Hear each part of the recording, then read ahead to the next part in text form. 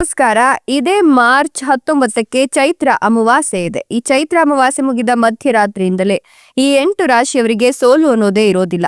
ಶನಿದೇವನ ಕೃಪಾಶೀರ್ವಾದದಿಂದ ನೀವೇ ಕೋಟ್ಯಾಧಿಪತಿಗಳು. ಹಾಗಾದ್ರೆ ಯಾವೆಲ್ಲ ರಾಶಿಯವರಿಗೆ ಏನೆಲ್ಲ ಲಾಭಗಳು ಸಿಗುತ್ತೆ, ಏನೆಲ್ಲ ನಷ್ಟಗಳನ್ನ ಅನುಭವಿಸಬೇಕಾಗುತ್ತೆ ಹೇಳ್ತಾ ಹೋಗ್ತೀನಿ. ಅದಕ್ಕಿಂತ ಮೊದಲು ಶನಿದೇವನಿಗೆ ಭಕ್ತಿಯಿಂದ ಲೈಕ್ ಕೊಟ್ಟು ದಿನ ಭವಿಷ್ಯ ತಿಳಿಯಲು ನಮ್ಮ ಚಾನೆಲ್ ಅನ್ನ ಸಬ್ಸ್ಕ್ರೈಬ್ ಮಾಡಿ. ಹಾಗೆ ಬೇಗನೆ ನಮ್ಮ ವಿಡಿಯೋದ ನೋಟಿಫಿಕೇಶನ್ ಪಡೆಯಲು ಬೆಲ್ ಬಟನ್ ಕ್ಲಿಕ್ ಮಾಡಿ ಆಲ್ ಅಂತ ಕ್ಲಿಕ್ ಮಾಡ್ಕೊಳ್ಳಿ. ಇನ್ನು ನಿಮ್ಮ ಜೀವನದ ಸಕಲ ಸಮಸ್ಯೆಗಳಾದಂತಹ ಸತಿಪತಿ ಕಲಹ, ಪ್ರೀತಿಯಲ್ಲಿ ಮೋಸ, ಭೂಮಿ ವಿಚಾರ, ಕೋರ್ಟ್ ಕೇಸ್, ವ್ಯಾಪಾರ, ಹಣಕಾಸಿನ ತೊಂದರೆ, ಸಾಲಬಾಧೆ, ಸ್ತ್ರೀಯರ ಗುಪ್ತ ಸಮಸ್ಯೆ, ಹೀಗೆ ಹಲವಾರು ಸಮಸ್ಯೆಗಳಿಗೆ ಶಾಶ್ವತ ಪರಿಹಾರ ಮಾಡಿಕೊಡ್ತಾರೆ. ಡಿಸ್ಪ್ಲೇ ಮೇಲೆ ಕಾಣ್ತಕ್ಕಂಥ ಗುರುಜಿ ನಂಬರ್ಗೆ ಒಮ್ಮೆ ಕರೆ ಮಾಡಿ ನೋಡಿ. ಹೌದು, ಇದೇ ಮಾರ್ಚ್ 19 ಚೈತ್ರ ಅಮಾವಾಸ್ಯೆ ಮುಗಿದ ಮಧ್ಯರಾತ್ರಿಯಿಂದಲೇ ಈ 8 ರಾಶಿಯವರಿಗೆ ಸೋಲು ಅನ್ನೋದೇ ಇರೋದಿಲ್ಲ.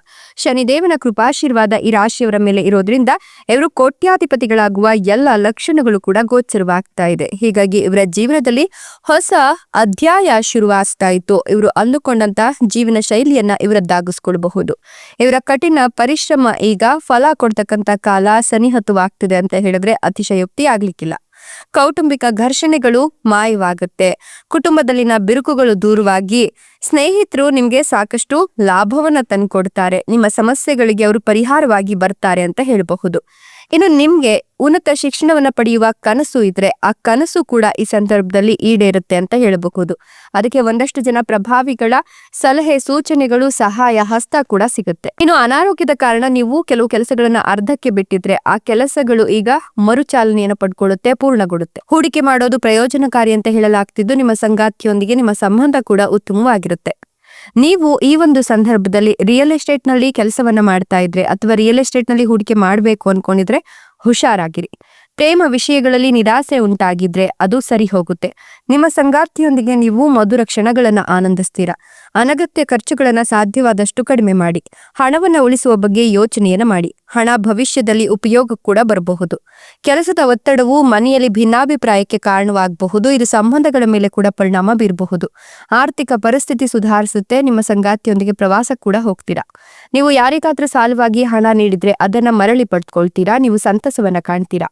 ಕೆಲಸದ ಸ್ಥಳದಲ್ಲಿ ಬುದ್ಧಿವಂತ ನಿರ್ಧಾರಗಳನ್ನ ತೆಗೆದುಕೊಳ್ತೀರಾ. ನಿಮ್ಮ ವೈವಾಹಿಕ ಜೀವನ ಕೂಡ ಅದ್ಭುತವಾಗಿರುತ್ತೆ.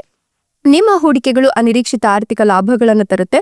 ನೀವು ನಿಮ್ಮ ಸಂಗಾತಿಯೊಂದಿಗೆ ವಾಕ್ ಮಾಡಲು ಅಥವಾ ಭೋಜನಕ್ಕೆ ಹೋಗಬಹುದು. ಇದು ನಿಮ್ಮ ಸಂಬಂಧವನ್ನ ಮತ್ತಷ್ಟು ಹತ್ತಿರಕ್ಕೆ ತರುತ್ತೆ. ಹಠಾತ್ ಆರ್ಥಿಕ ಲಾಭವು ನಿಮ್ಮ ಆರ್ಥಿಕ ಸಮಸ್ಯೆಗಳು ಅಥವಾ ತೊಂದರೆಗಳು ಏನಿದೆ ಅದನ್ನ ನಿವಾರಿಸುತ್ತೆ. ನಿಮ್ಮ ಆರೋಗ್ಯ ಸುಧಾರಿಸಲು ಸಾಧ್ಯವಾದಷ್ಟು ಯೋಗಾಭ್ಯಾಸವನ್ನ ನೀವು ಮಾಡಿಕೊಂಡ್ರೆ ಖಂಡಿತವಾಗಿಯೂ ಆರೋಗ್ಯವಂತರಾಗಿರ್ತೀರಾ. ನಿಮ್ಮ ಹಣಕಾಸಿನ ಮೇಲೆ ನಿಮ್ಮ ಮನೆ ಅಥವಾ ಕಚೇರಿಯಲ್ಲಿನ ಕೆಲಸಗಳು ಪರಿಣಾಮವನ್ನ ಬೀರಬಹುದು. ಹೆಚ್ಚುತ್ತಿರುವ ವೆಚ್ಚಗಳು ನಿಮಗೆ ತೊಂದರೆಯನ್ನು ಉಂಟು ಮಾಡಬಹುದು. ಇದರಿಂದ ಹೂಡಿಕೆ ವಿಷಯಕ್ಕೆ ಒಂದಷ್ಟು ಪೆಟ್ಟು ಆಗಬಹುದು. ಹೀಗಾಗಿ ದೀರ್ಘಾವಧಿಯ ಹೂಡಿಕೆಗಳು ಲಾಭವನ್ನು ತರುತ್ತೆ. ಹಾಗಾಗಿ ದೀರ್ಘಾವಧಿಯ ಹೂಡಿಕೆಗಳ ಮೇಲೆ ನೀವು ಗಮನವನ್ನ ಹರಿಸಬೇಕಾಗುತ್ತೆ. ನಿಮ್ಮ ಕಠಿಣ ಪರಿಸ್ಥಿತಿ ಅಥವಾ ನಿಮ್ಮ ಕಠಿಣ ಪರಿಶ್ರಮ ಈ ಸಂದರ್ಭದಲ್ಲಿ ನಿಮ್ಗೆ ಬೆಲೆ ತಂದ್ಕೊಡುತ್ತೆ ಅಂತ ಹೇಳಬಹುದು. ಕಳೆದ ಕೆಲವು ದಿನಗಳಿಂದ ಕೆಲಸಕ್ಕೆ ಸಂಬಂಧಿಸಿದ ಸಮಸ್ಯೆಗಳನ್ನು ಎದುರಿಸಿದ್ರೆ ಆ ಕೆಲಸಕ್ಕೆ ಸಂಬಂಧಪಟ್ಟಂತಹ ಸಮಸ್ಯೆಗಳು ನಿವಾರಣೆಯಾಗಿ ನೀವಿಷ್ಟಪಟ್ಟಂತಹ ಒಳ್ಳೆಯ ಕೆಲಸ ಸಿಗುತ್ತೆ. ಇಷ್ಟೆಲ್ಲ ಲಾಭ ಮತ್ತು ಅದೃಷ್ಟವನ್ನು ಪಡಿತಿರ್ತಕ್ಕಂತಹ ಅದೃಷ್ಟವಂತ ರಾಶಿಗಳು ಯಾವುವು ಅಂದ್ರೆ ಧನು ರಾಶಿ, ತುಲಾ ರಾಶಿ, ಮಿಥುನ ರಾಶಿ, ಮೀನ ರಾಶಿ, ಮೇಷ ರಾಶಿ, ಕುಂಭ ರಾಶಿ, ಕನ್ಯಾ ರಾಶಿ, ಮಿಥುನ ರಾಶಿ. ಇವುಗಳಲ್ಲಿ ನಿಮ್ಮ ರಾಶಿ ಇದ್ದರೂ ಇಲ್ಲದಿದ್ದರೂ ಭಕ್ತಿಯಿಂದ ಓಂ ನಮೋ ಶನಿದೇವಾಯ ಅಂತ ಕಮೆಂಟ್ ಮಾಡಿ. ಧನ್ಯವಾದಗಳು.